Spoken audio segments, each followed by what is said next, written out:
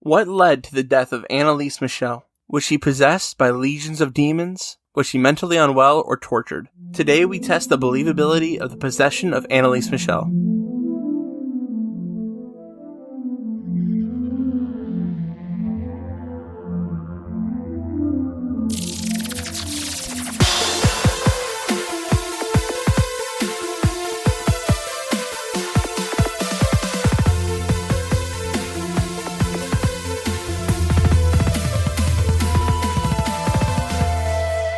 Welcome to Believing the Bizarre, where we dive into the unknown and the unusual and tell you whether or not we find it believable. So, yeah, there's a movie based off this. What's the movie called? The Possession of Emily Rose. Oh, so her name's not Emily Rose. No, it's Anneliese Michel. It's kind of a big detail to mess up. Well, actually, I've heard Michelle and Michel. Michel. I'm not sure which one it is. She's from Germany. So it's not Emily. No, it's definitely not Emily. That's totally made up. Or Rose. No, that's made up too. Okay. Have you heard of this position? Have you heard of this one? Yes. Yeah. I actually did see the movie, but it's been so long and I've seen so many possession movies since that it kind of gets jumbled together. I was looking this up and the first thing that came up was The Possession, like by itself. Yeah. I'm like, that's a Dybbuk box. Is that 2012? I don't know. Did you watch the movie in preparation for this episode? I refuse to watch this movie. Let me just put this out there because it's a fact. I am a horror movie fanatic. I will watch probably 5 or 6 horror movies between Amazon, Hulu, Netflix, Sling a week.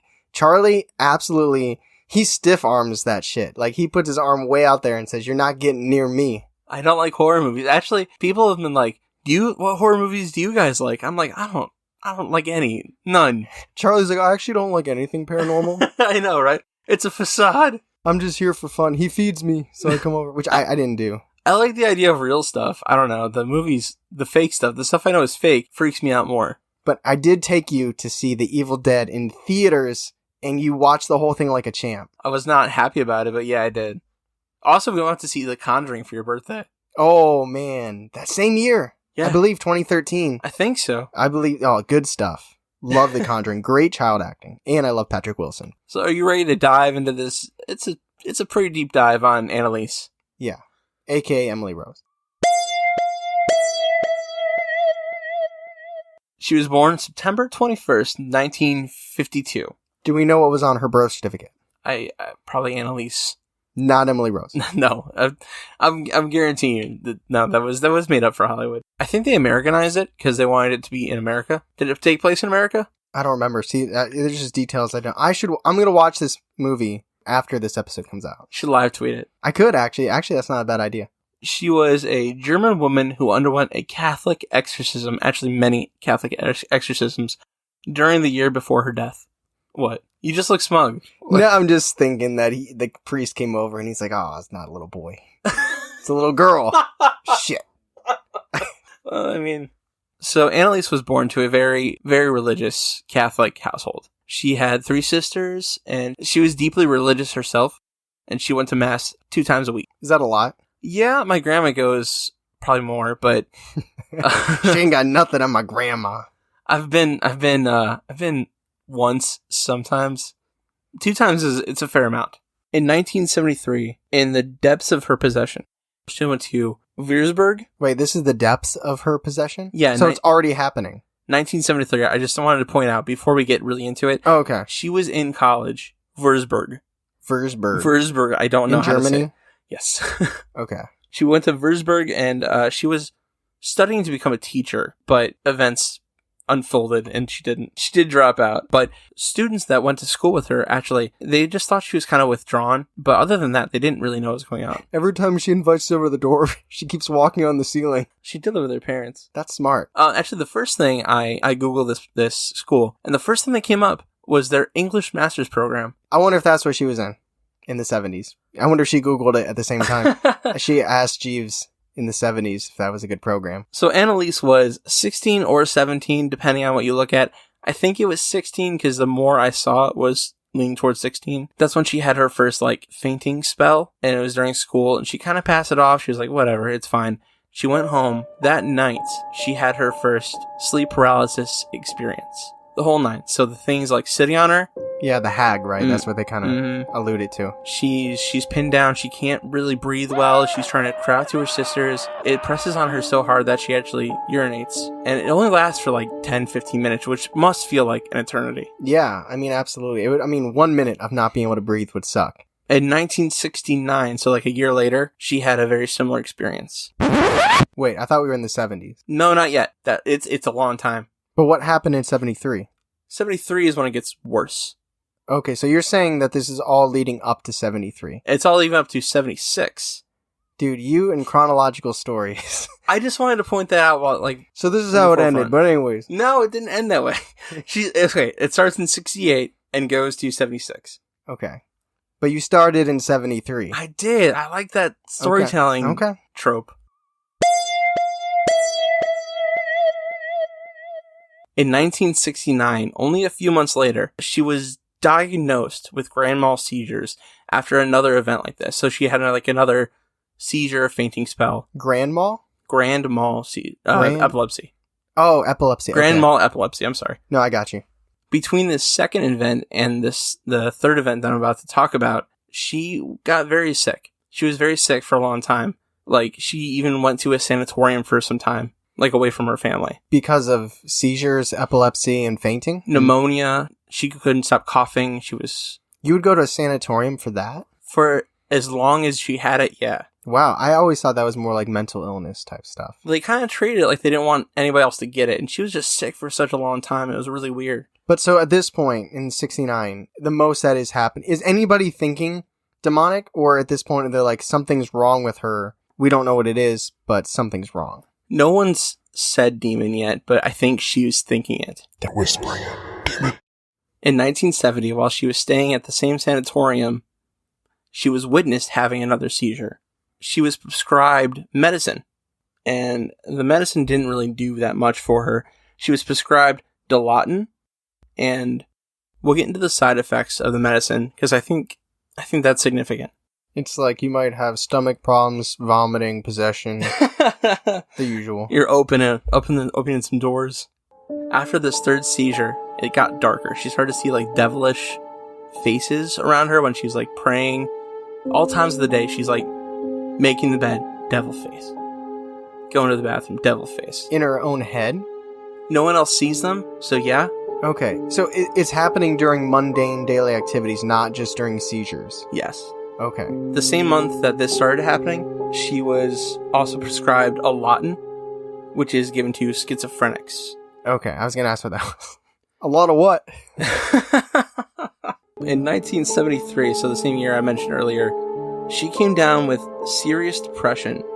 She also began having hallucinations while praying, like more than just the devil faces.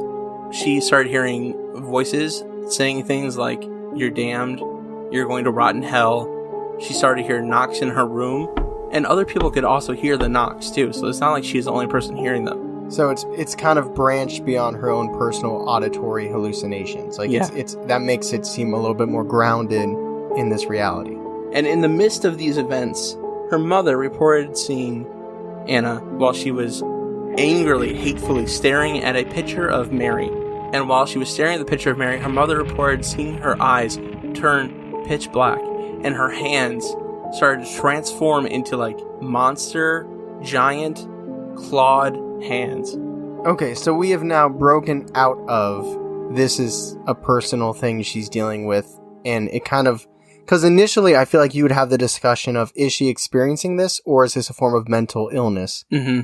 And now we just left that in the dust. Yeah, it's gone, because now there's other people seeing things around her. Quick note, if my hands were turning into stuff and my eyes were going black, I'd probably be a little depressed too. That's, I think that's fair, but she's getting sick, her grades are suffering. She's not having a great couple years here. She's like, I need that internship, my grades, I'm depressed. I'd be depressed if my grades were suffering and like my future's looking really bad because I'm not well. More depressed than seeing demons?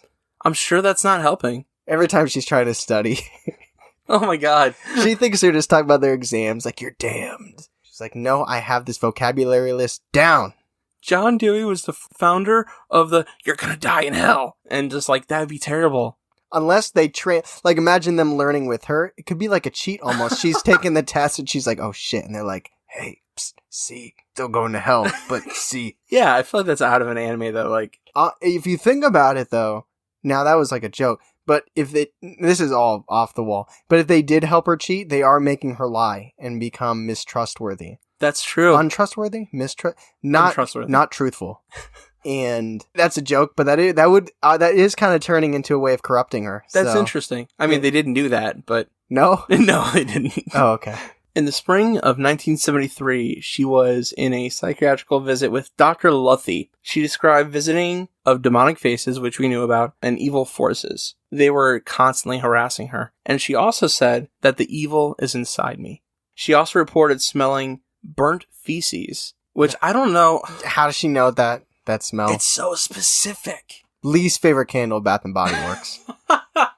I think it's gotta be like, so you know what burning smells like, and you know what like poop smells like a combination. But I like a campfire smell though, you know?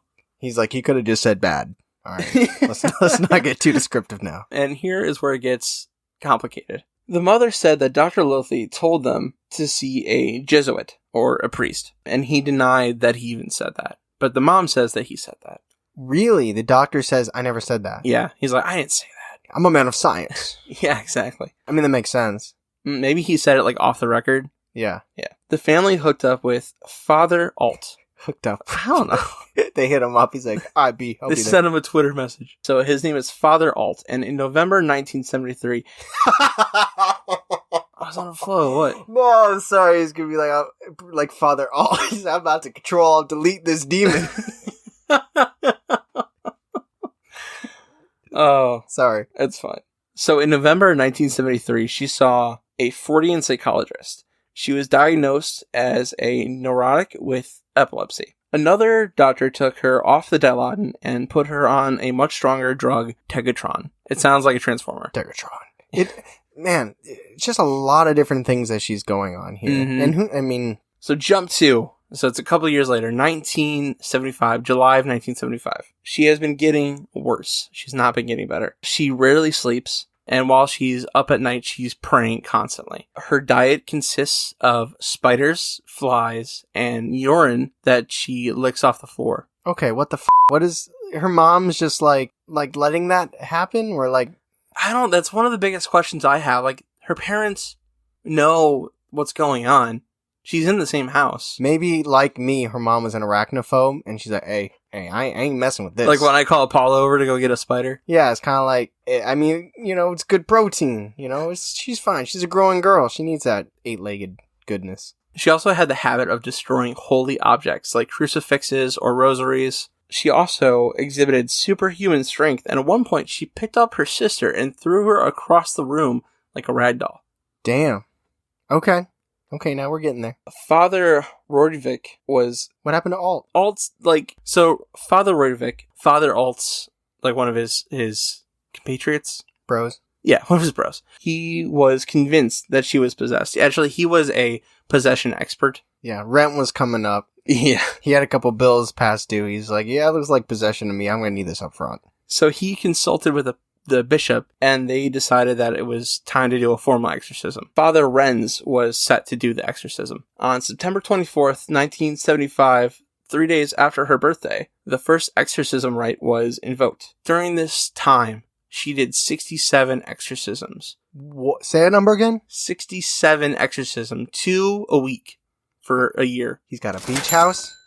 He has 4 cars, one of which is the Batmobile. 67 exorcisms? That's it's Tuesday, it's 6:30, time for the exorcism. Can you imagine? When at 50, 45, did you think this is working? At what number? Oh my gosh, that's just so many. Sorry. Go ahead. I know what you mean. So some of these were actually recorded. There are 42 recordings. I don't think I'm going to play them on the podcast because they're in German, and I don't think it's Yeah, everybody that listens to us only speaks English. Well, do you think I should play it? They're hard to understand in general because they're old. What about a 10-second clip? Okay, I'll play 10 seconds of it. Right here. Ruhe gibt's nur dort, wo die Liebe ist. Ja, aber es gibt's nur, ja, no. Nur Hass. Ja. The recordings are creepy. But there's one, though, and she's talking about, like, all the people that are, like, inside of her. Ugh. And the priest goes, like, what's your name? And she goes, Judas, Hitler, and, Cain. Whoa. Yeah. But it sounds like she's stalling. She's like, Let me think. Cain? Who are bad people? Okay, Hitler's not a demon. But, I mean, I can't pretend like I know what things are, how things work, so I can't. No, I know what you mean, but it's like... Is that an early skepticism you have? It is. Something interesting, she also knew details about a 1500s priest who was excommunicated. What does that mean? Excommunicated? Mm-hmm. Kicked out of the church. Oh, okay. He was doing bad stuff. I wonder what. Yeah. And Father Alt claims that there's no way that Anna had any way of knowing that. It is before Google, so... I mean, how does anybody know anything? There's some validity in that. By May 1976, she was hurting herself. She was hurting others.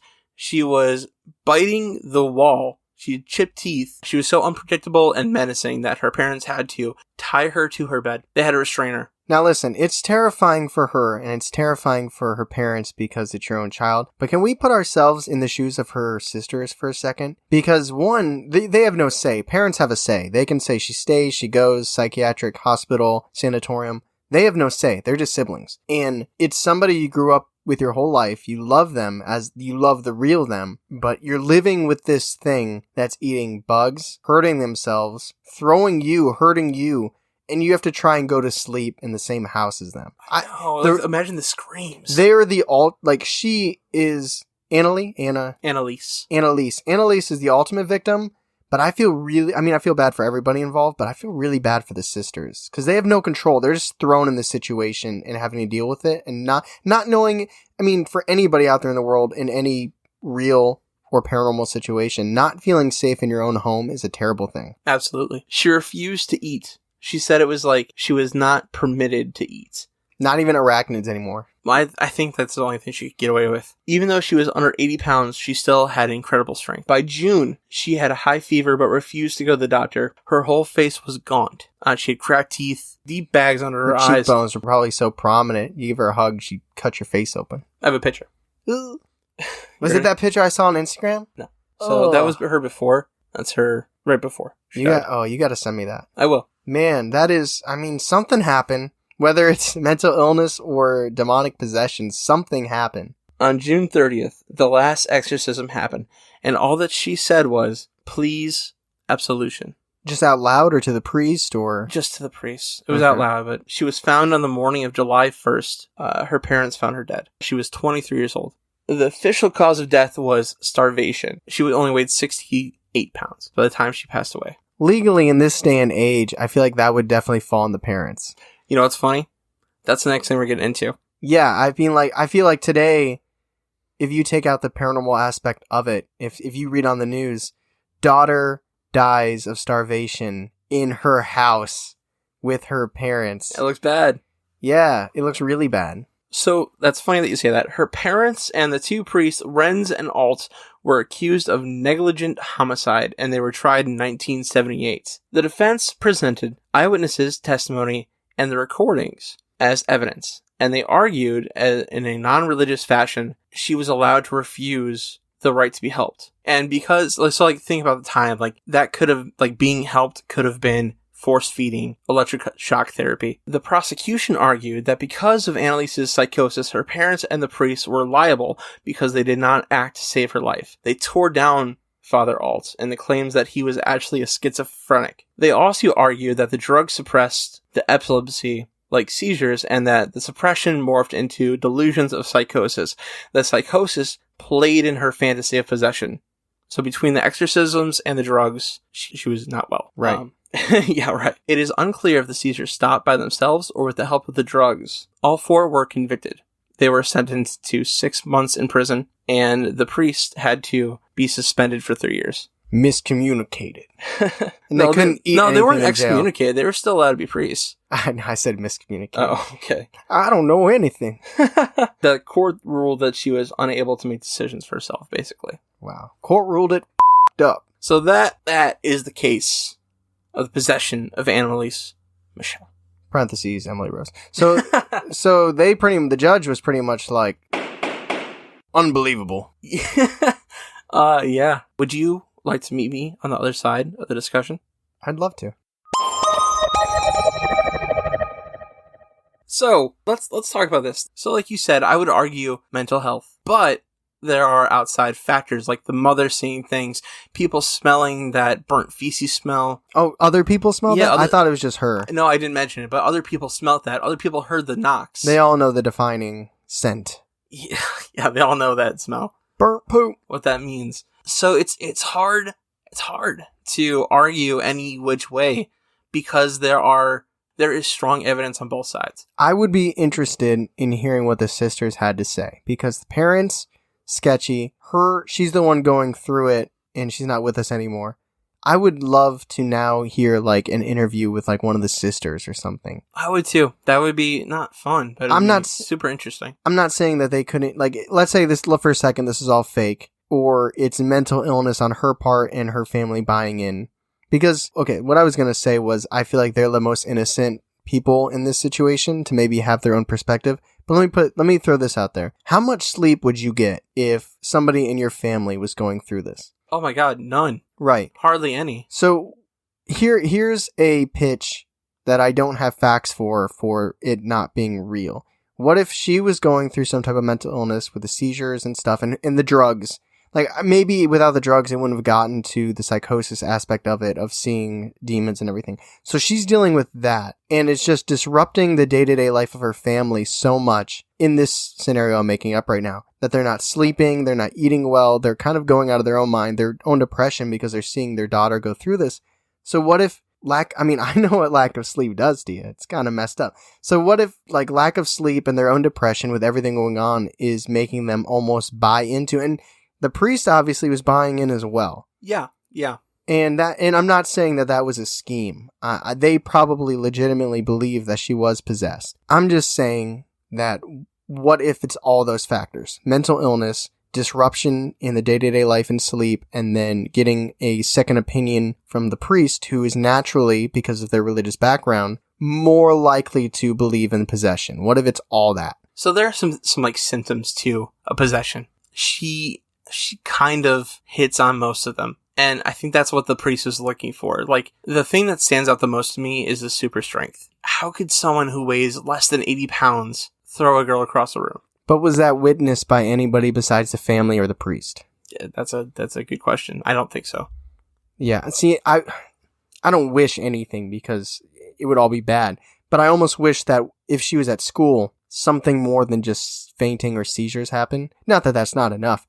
But I mean, like, one of those episodes of her eyes turning black or her throwing her sister or a classmate in this situation. Like, I wish there was more of a public event with multiple witnesses. It'd be much harder to dispute. Yeah, absolutely. Yeah, so, like, also, I wanted to touch on the drugs before I move on. Yeah. They do cause stomach pains. They do cause a loss of appetite. They also cause a loss of balance. Okay. And is that across the board? Because she literally took like 50 drugs. Yeah, well, that was the Dilaudid, the Transformer one. Mm-hmm. That one's a stronger version of that. Listen, I'm no medical guy. I ain't a medical guy. But that's what I know. Yeah, man, it's just like eating bugs on medication, family buying in, 67 exorcisms. She's deeply Catholic too. Like, yeah. She's been exposed to this kind of thing for how long? I mean, yeah, the bias is there. It's just so much with such little witnesses. But it is terrifying. Like, to think... And you see the pictures, something's going on. Right. And you hear the recordings, too. It's interesting because you might argue that this is too intense for mental illness, but I would never downplay mental illness. I think it's a real thing, and a lot of people suffer from it, so I don't doubt that could be the cause. And my initial reaction to the mom hearing stuff, the mom seeing her eyes change, was there anything about the father? He pushed it off till much later. Yeah, he's the typical horror movie dad. I went to work, I'm having my beer, she doesn't want to eat, fine, more for me. He owned a sawmill, he was working a lot, he was also an ex-Nazi. He was also an ex-Nazi? Yeah. So when she's like Hitler, he's like, hey, how's it going, man? Oh, hey. How you doing? Hey, you owe me $20. You asshole. All right, I'll catch you later. Yeah, so that's the dad wasn't really that involved. But also, I wonder, other people heard the knocks, but, like, they didn't say that they were in the same room as her when they heard the knocks. So I wonder if she's just, like, knocking on the floor and stuff. Like, it could be her causing the noises. Yeah. It's an interesting possession story. It's obviously one of the biggest ones. It is. Yes, it is. I hate to do this twice in a row, but I followed skeptical. Yeah, I'm in the same, and it's just... Like, when I was researching it, I was like I told you, I think, off the air, when I got to the, like, you're damned part, you're gonna rot in hell, I had to stop researching and go to bed. Because, like, it freaked me out. But also, a lot of this screams mental health to me. Yeah, mental illness. It's no matter what, it is sad. It's sad that she died at 23. Oh, yeah. It's sad that her family went through it. But it's interesting because I had the same thought that obviously they did, where it's like, your daughter died in your house of starvation. Maybe you're not the most likely person for me to believe when it comes to some things that you're telling me. But at the same time, it's like, if it really was possession, how much can a human mom do? That's true. There's only so much they can do. I thought it was interesting that she was taking the medication for schizophrenia, but also we never know how those pills are going to react to different people. Yeah, there's a lot of skepticism just in general with, like, medication and things like that. Mm-hmm. But wrapping it up, I totally agree with you. I can't say unbelievable because you never know, but I am skeptical as well. I don't know if it's out there. I don't know. And maybe her sisters are probably maybe still alive. Maybe 67, and they're younger than hers. Probably. Maybe something will come out, or maybe something's already out. We'll stumble upon it. If you guys know of any interviews or YouTube videos or anything involving the sisters, post them and tag us. Or is that right, Anneliese? Yeah, let us know because I'm actually really curious and I want to hear their perspective now, because it might be like Antonio of Villas Boas. Remember, he's stuck by that his whole life. Yeah, he never flopped. It'd be interesting if they're the same way, or if they're like maybe even skeptical about it themselves now. But who knows? So we're both landing on skeptical? Yes, we are. I hope you enjoyed that story of Anneliese Michel. It was not fun to tell, but it was interesting to go through. I know a lot of people, maybe not a lot. Some people asked for it. Some people did want to hear about this story. Did they specifically this one? Yeah. Well, they said Emily Rose. But... Oh, well, there you go. Yeah. There you go.